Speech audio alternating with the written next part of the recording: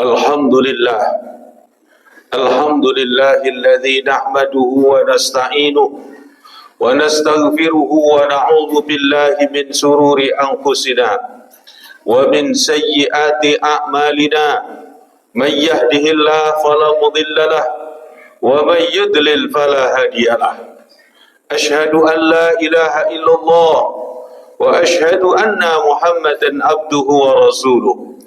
Allahumma wa salli wa sallim wa barik ala sayyidina Muhammadin al-fatihi lima ughliq wal khatimi lima sabaq nasiril haq bil haq wal hadi ila siratikal mustaqim wa ala alihi wa sahbihi haqqa qadrihi wa miqdarihil azim. Faya ayyuhal ikhwan rahimakumullah, usikum wa nafsi bitaqwallah, faqad fazal muttaqun, wa la tamutunna illa wa antum muslimun. Qala Allah Ta'ala, laqad kana lakum fi rasulillahi uswatun hasanah liman kana yarjullaha wal yawmal akhira wa dzakarallaha katsira. Shadaqallahul azim wa sadaqa rasuluhun nabiyyul habibul karim wa nahnu ala dzalika minasy syahidina wasyakirina walhamdulillahi rabbil alamin. Hadirin sidang Jumat rahimakumullah, marilah senantiasa kita tingkatkan kualitas ketakwaan kita kepada Allah Subhanahu wa taala dengan takwa yang sebenarnya, yaitu imtithalul awamirihi wajtinabun nawahi, menjalankan semua perintah-perintah Allah dan menjauhi semua larangan-larangannya.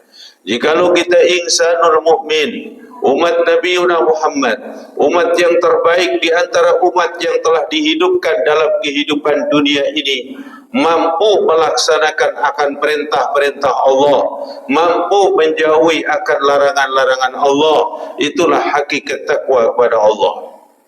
Allah menjanjikan untuk orang-orang muttaqin akan diberikan kemuliaan dalam kehidupan dunia, akan diberikan kemuliaan dalam kehidupan di alam kubur atau alam barzah. Puncak kemuliaan yang dijanjikan oleh Allah untuk orang-orang muttaqin saat nanti manusia dikumpulkan di padang mahsyar, orang muttaqin selalu dalam kemuliaan Allah. Kama qala ta'ala, inna akramakum indallahi atqakum. Sesungguhnya kemuliaan kita sebagai manusia hanya dinilai karena ketakwaan kita kepada Allah Subhanahu wa ta'ala. Hadirin sidang Jumat rahimakumullah, Nabiuna Muhammad sallallahu alaihi wasallam diutus adalah sebagai uswatun hasanah, suri toladan. Dari seluruh aspek kehidupan kita harus kita kembali mencontoh Nabiuna Muhammad sallallahu alaihi wasallam.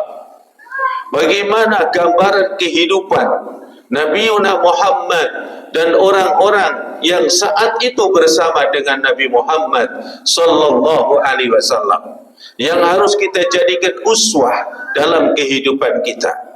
Hal ini Allah Subhanahu wa ta'ala mengingatkan kepada kita semua, berada di dalam Quran, diterangkan di dalam akhir dari surat Al-Fatih. Allah Subhanahu wa ta'ala menyatakan, Muhammadur Rasulullah walladzina ma'ahu asyidda'u 'alal kuffar ruhama'u bainahum tarahum ruk'an sujjadan yabtaguna fadlan minallahi wa ridwana. Allah Subhanahu wa ta'ala menjelaskan bagaimana keberadaan Nabiuna Muhammad sallallahu alaihi wasallam. Beliau adalah Muhammadur Rasulullah. Nabi Muhammad ini adalah utusan Allah, sesosok manusia yang diutus oleh Allah untuk memberikan satu hidayah, petunjuk kepada kita sebagai umat manusia. Bagaimana perjalanan hidup beliau yang harus kita ambil dalam keteladanan hidup kita.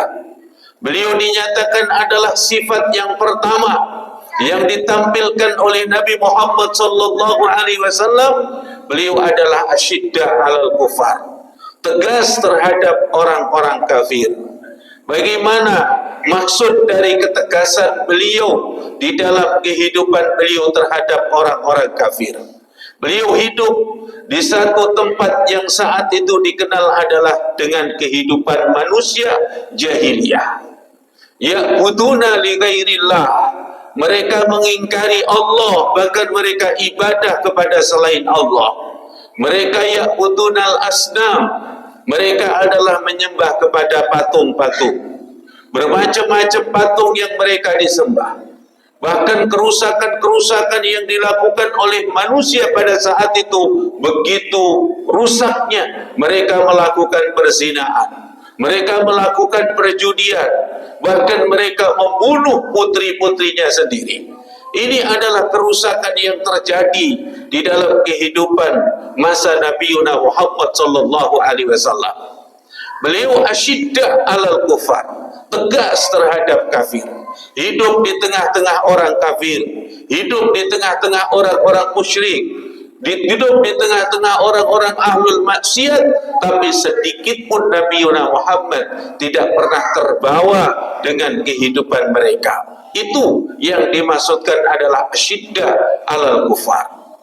Bahkan suatu ketika orang-orang kafir, terutama adalah ada seseorang yang dulunya beragama Yahudi, kemudian dia mengajak perdamaian kepada Nabi Muhammad.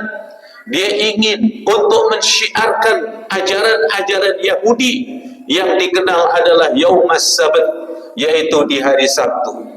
Dia kepingin di hari Sabtu untuk merayakan hari besarnya Yahudi.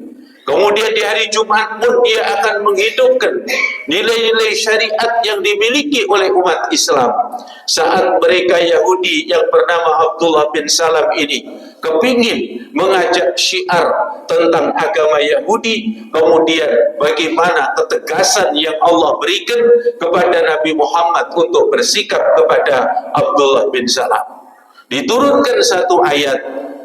Apa yang ayat itu dinyampaikan oleh Allah sebagai jawaban, ya ayyuhalladzina amanu dkhulu fis silmi kafah wa la tattabi'u khutuwatis syaitan innahu lakum aduwwun mubin.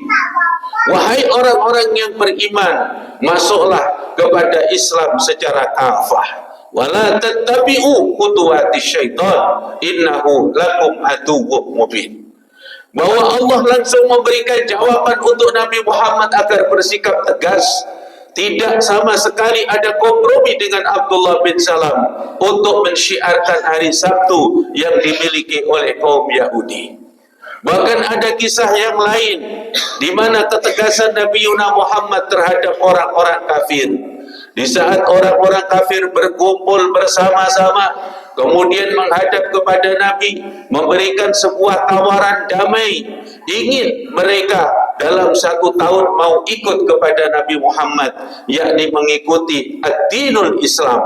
Akan tetapi di tahun berikutnya Nabi Muhammad akan diajak kepada mereka untuk ya'buduna li ghairillah, ibadah kepada selain Allah, mengikuti keyakinan mereka orang-orang kafir, orang-orang musyrik, kaum Yahudi dan Nasrani.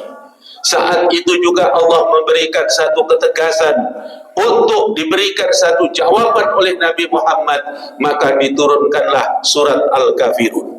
Nabi langsung menjawab, qul ya ayyuhal kafirun la a'budu ma ta'budun. Wahai orang-orang kafir, aku tidak akan pernah menyembah yang kalian sembah, pun kalian tidak akan pernah menyembah Tuhan yang aku sembah. Aku pun tidak akan pernah menyembah Tuhan yang kalian sembah, pun kalian tidak akan pernah menyembah Tuhan yang kami sembah. Sehingga ujung akhirnya dalam surat Al-Kafirun itu disebutkan, lakum dinukum waliyadin, agamamu untuk kamu dan agamaku untuk aku. Itulah prinsip yang diajarkan oleh Nabi yang harus kita teladani. Kita sebagai umat Islam harus punya ketegasan. Jangan sampai cenderung kepada kemusyrikan, kepada kemaksiatan, kemungkaran, yang dilakukan oleh mereka-mereka yang selalu tufsiduna fil ard. Terlebih-lebih seringkali adalah kita terbawa untuk merayakan hari besar-besarnya orang-orang kafir atau orang-orang musyrik. Itu menunjukkan bahwa kita tidak punya ketegasan sebagaimana yang dicontohkan oleh Nabi. Yang kedua, Nabi Muhammad memberikan contoh adalah ruhama bainahum, yaitu menebarkan cinta kasih di antara umat Islam. Nabi Muhammad menyatukan antara sahabat muhajirin wal ansor, disatukan dengan suatu nilai keimanan, ketakwaan dan keislaman. Setelah menjadi seorang muslim adalah menjadikan saudara, tidak membeda-bedakan antara ras dan keturunan, antara mereka dari bangsawan ataupun dari rakyat biasa, semua adalah menjadi satu padu di bawah naungan Islam yang Rasulullah katakan dalam Al-Quran, innamal mu'minuna ikhwatun fa aslihu baina akhwaikum. Seorang mukmin adalah saudara, maka damai-damailah di antara saudara-saudara muslim. Bersatu padu mereka adalah tampak saling hormat menghormati, saling sayang menyayangi, sehingga Rasulullah banyak mengeluarkan bagaimana keberadaan ciri-ciri orang-orang yang beriman kepada Allah Subhanahu wa ta'ala. Dinyatakan, la yu'minu ahadukum hatta yuhibba li ahihi kama yuhibba li nafsihi.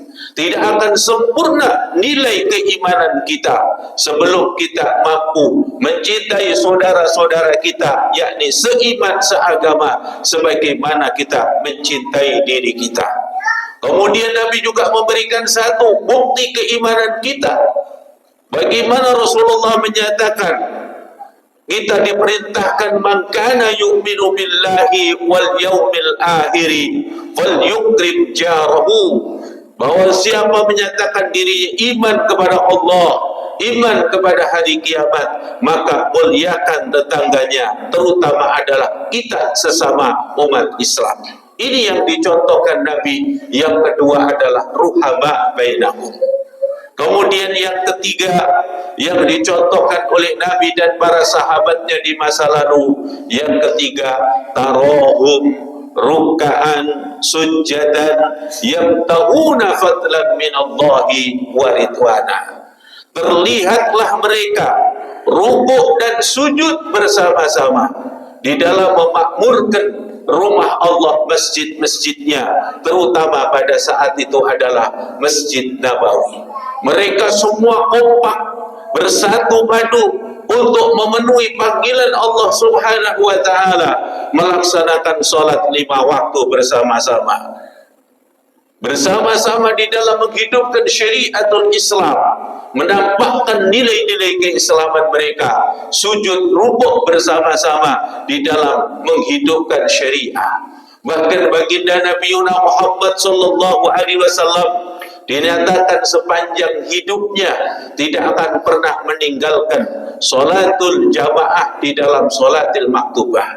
Fi hadarin, ketika beliau berada di rumah, fi safarin, di dalam pepergiannya, au fi ghuswatin, di dalam peperangan pun beliau selalu memberikan contoh sholat berjamaah, yakni tarawih ruk'an sujadan yabtaguna fadlan minallahi wa ridwana. Hadirin sidang Jumat rahimakumullah, inilah 3 contoh yang harus kita ambil dalam kehidupan kita, menteladani Nabi Muhammad beserta sahabat-sahabatnya di masa lalu, harus terwujud di dalam diri kita. Yang pertama adalah asyidda wa'alal kufar, yang kedua adalah ruhama bainahum, dan yang ketiga adalah tarahum ruk'an sujadan yabtaguna fadlan minallahi wa ridwana. ridwana. Semoga Allah memberkahi pada kita semua, diberikan kekuatan untuk menteladani Nabi Muhammad beserta para sahabat-sahabatnya, sehingga kehidupan kita menjadi umat yang benar-benar dalam naungan ridhonya Allah dan pengikut Nabi Muhammad yang setia. Amin ya rabbal alamin. A'udzu billahi minasyaitonir rajim. Bismillahirrahmanirrahim. Wal asri innal insana lafi khusrin illa alladhina amanu wa amilus solihati wa tawasaw bil haq wa tawasaw bis sabr. Barakallahu li wa lakum fil Qur'anil azim wa nafa'ani wa iyyakum minal ayati wa dzikril hakim.